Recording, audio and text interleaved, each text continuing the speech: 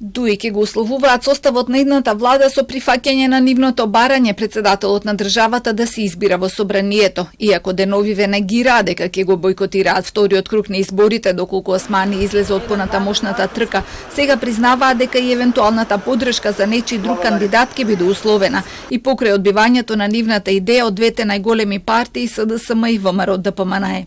Ова барање ќе биде и после првиот круг на председателски избори, и после вториот круг на председателски избори, и после парламентарните избори, и при составување на владата.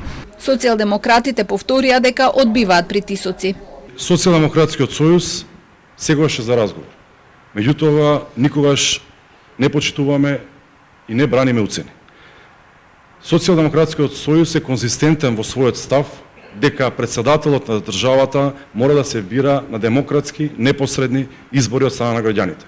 До сега потребните 10.000 потписи ги собра само кандидатот на ДУИ Бујар Османи, со што и официјално влегува во трката за председателската функција. За сега сигурен против кандидат му е Гордана Силјановска Давкова, која депонираше 30 пратенички потписи, но викендов ќе почне и со собирање на граѓански потписи. Актуелниот председател Стево Пендаровски, која ужива поддршката од СДСМ, потпис од граѓаните ќе собира од понеделник по партискиот конгрес. Повеќе од половина од потребните потписи за кандидатура собра и председателските кандидати на движењето Знам, на опозицијските партии на албанците и на Левица. Стефчо Јакимовски има под 5000 гласа.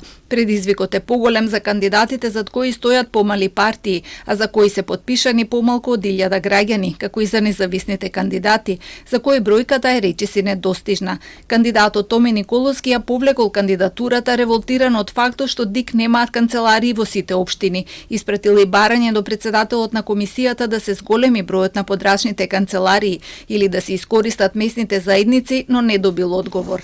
Потписи собираат и двајца членови на ВМРО ДПМНЕ, доктор Вело Марковски, кој досега собрал 682, и председателот на Стопанската комора за енергетика на Македонија Ѓорги Манасков, кој има 186 потписи.